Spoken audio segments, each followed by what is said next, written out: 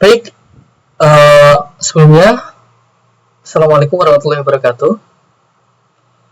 Perkenalkan, nama saya Haris Firdaus Alkifari dengan NPM akhir 254, jurusan Manajemen UPN Veteran Jawa Timur. Di sini saya akan mengerjakan tugas kuantitatif yang telah diberikan pada kelas A oleh Ibu Rati sebagai dosen pengampu. Dari beberapa materi yang telah diberikan di sini, saya memilih queuing theory atau teori antrian. Dan di sini di depan teman-teman semuanya sudah terdapat dan terbuka jurnal Analysis of Queuing Theory of at McDonald's Galung Mas Karawang using the single channel single test model. Dan di sini langsung saja kita ke tabel biar tidak lama-lama. Di sini terdapat 3 tabel atau 3 observasi yang telah dilakukan oleh penulis dalam 3 hari berturut-turut dari jam 5.30 sampai dengan jam 7.10. Lalu di sini ada indikator, 2 indikator, ada number of arrival people, lalu ada average service time dalam satuan menit.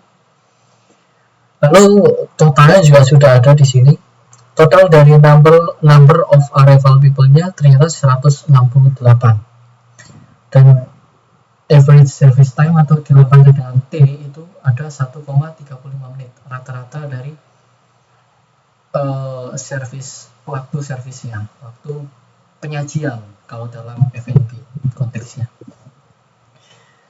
Lalu di sini ada total hours of operation. Setiap harinya ternyata ada 100 menit. 100 dikali dengan 3 hasilnya 300. Arrival of customer-nya sama 168. Nah, kita langsung saja dari masuk ke dalam pertanyaan. Biasanya terdapat 6 pertanyaan dari queuing teori ini. Yang pertama yaitu average queue time in the system.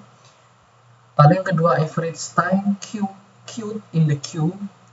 Yang ketiga average waiting time in the system.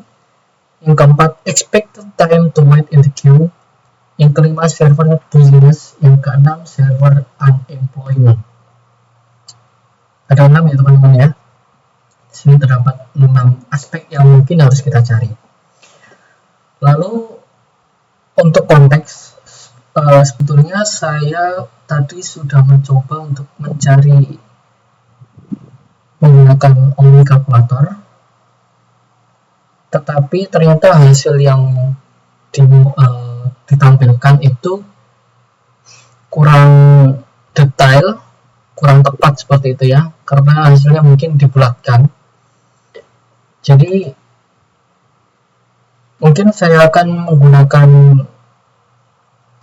formulasi saya sendiri. Di sini saya telah membuat formulasi Excel yang telah dirancang menggunakan dengan teori-teori yang telah tersedia di sini. Tetapi di sini akan kita koreksi seberapa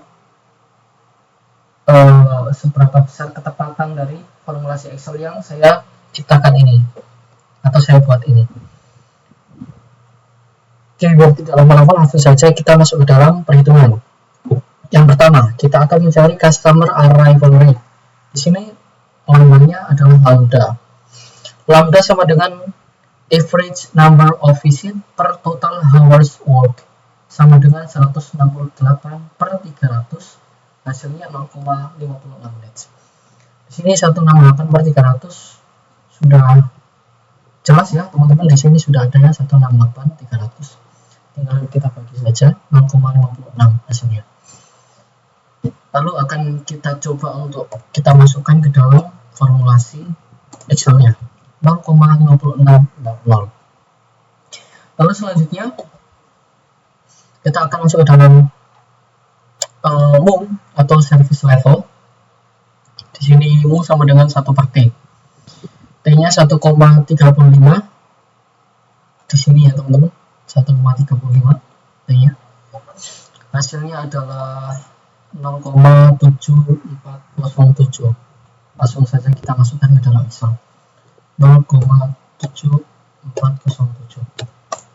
Nah, setelah kita masukkan lambda dan juga mu-nya, ternyata semua sudah selesai. Tapi kita di sini akan coba untuk melihat seberapa tepat, apakah formulasi yang saya ciptakan ini sudah tepat atau belum.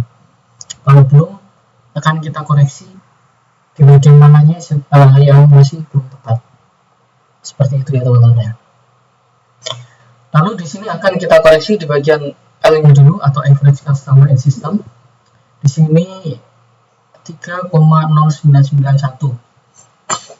Kita lihat di dalam jurnal, rasanya average Q in the system atau rumus CLS sama dengan lambda per mu minus lambda, itu hasilnya 3,099. Sama ya teman-teman ya, 3,099 di sini sama ya, sudah tepat. Lalu LQ-nya atau average customer in the Q, kita cari rumusnya lambda kuadrat per mu dikali dalam kurung mu minus lambda, hasilnya 2,3430. Di sini karena saya menggunakan desimalnya yang mungkin lebih banyak, jadi hasilnya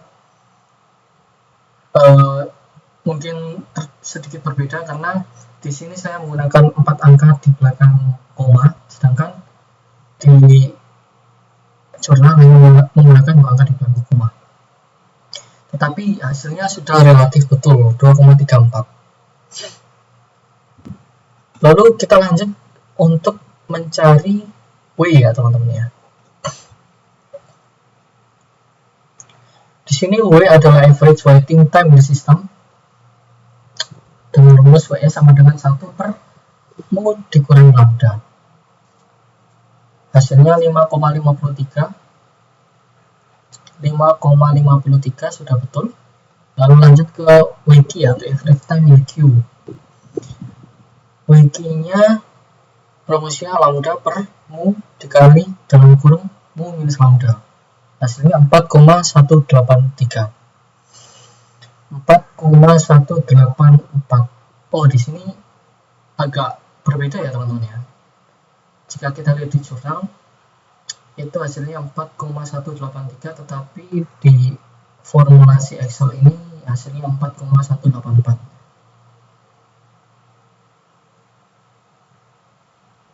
Mungkin di jurnalnya dibulatkan ke bawah kali ya, kok bisa dapat 3, mungkin dibulatkan ke bawah.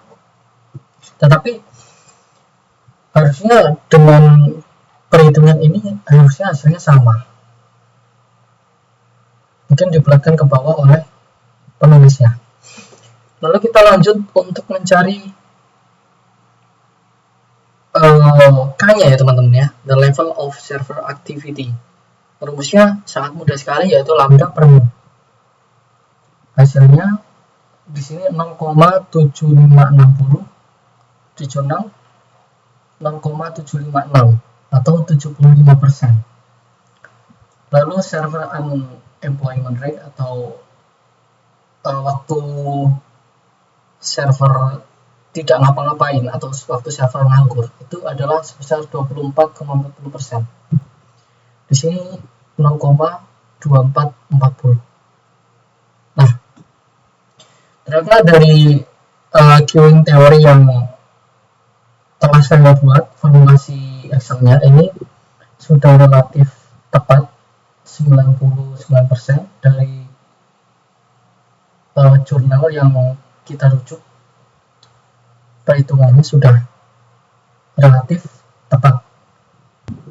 Mungkin untuk teman-teman yang mau mengakses queuing teori, formulasi queuing teori ini, nanti akan saya taruh linknya di deskripsi untuk bisa mempermudah teman-teman dalam belajar sehingga teman-teman tidak usah mencari satu-satu, hanya tinggal input lambda dan juga mu saja akan keluar semua hasilnya. Nah, mungkin seperti itu teman-teman. Mungkin kita cukupkan dulu untuk sesi tugas kali ini. Apabila terdapat kesalahan dan kekurangan, saya pribadi mohon maaf yang sebesar-besarnya. Wassalamualaikum warahmatullahi wabarakatuh.